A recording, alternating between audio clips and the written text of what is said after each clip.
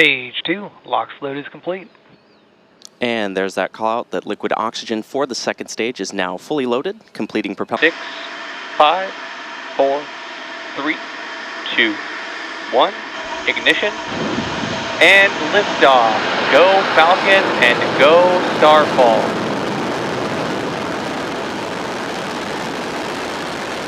Vehicle is pitching downrange. M1D chamber pressures are nominal.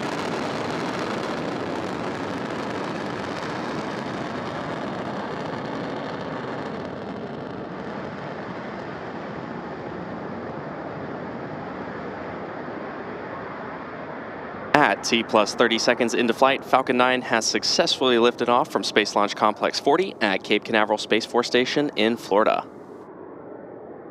Now we're currently throttling down the M1D engines to prepare for max Q, which is the point of maximum power telemetry nominal. And good call out there for good telemetry. We're currently throttling down the M1D engines to prepare for max Q, which is the point of maximum aerodynamic stress. Vehicle is supersonic. For maximum aerodynamic stress on the vehicle, and max Q is reached when the air density of the atmosphere decreases faster than the increasing speed of the rocket. Max Q. And there's that call out for max Q. We've also got some wonderful views of the Florida coast as Falcon 9 ascends. Now we're going to have several events coming up in quick succession, starting with MECO, followed by stage separation, and then second engine start, or SES-1. Main engine cutoff, or MECO, is when all 9 engines on the Falcon 9 first stage shut down. This is then followed by... MVAC chill has started. And good call out there for MVAC chill. MECO will then be followed by stage separation, where the first and second stages are pushed apart from one another. And immediately after, the second stage engine, also called the MVAC, will ignite to continue pushing toward orbit.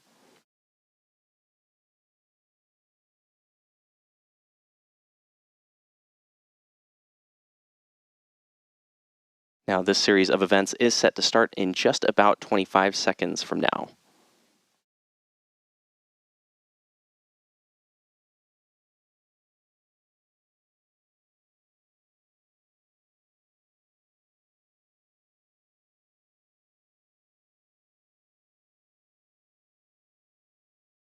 We should be hearing that call out for MECO in just a few moments from now.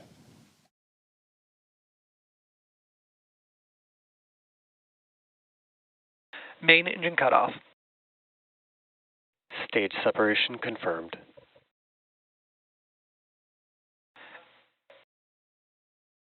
MVAC startup.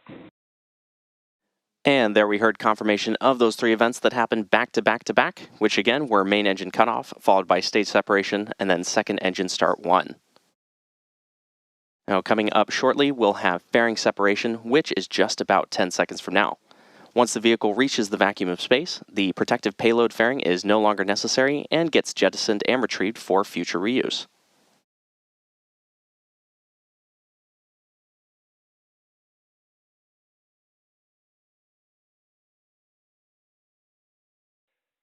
Fairing separation confirmed.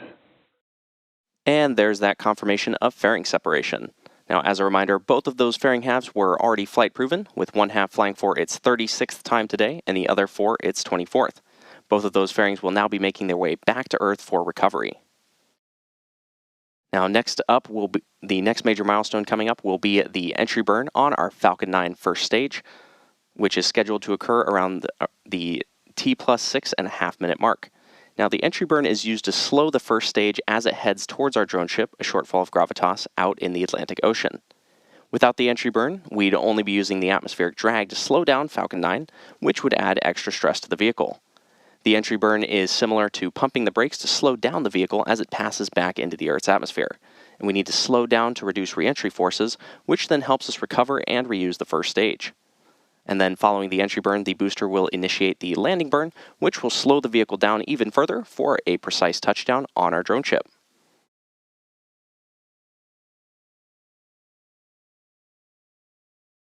Now, during the entry burn, Falcon 9 is decelerating by firing its Merlin engines in the direction it's moving.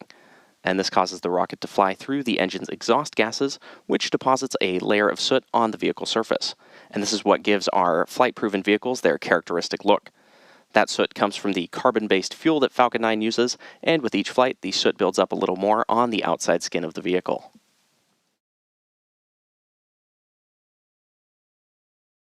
Falcon 9 is equipped with 4 hypersonic grid fins, and you can see 2 of them there on your screen, which are positioned near the top of the first stage, and those are used to steer the vehicle as it returns to Earth.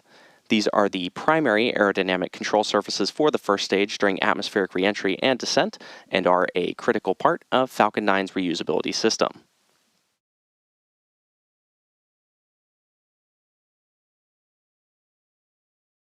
From time to time, you may also see white puffs coming from Falcon 9, and those are cold nitrogen gas bursts, which help with attitude control.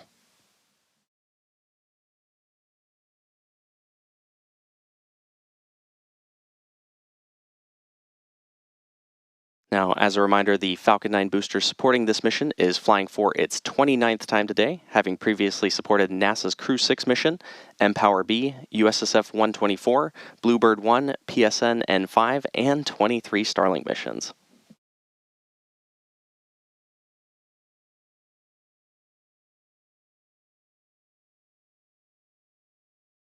And we're just about 30 seconds away from the entry burn on the Falcon 9 first stage, and you should see the graphics. Stage 2 FTS has safed.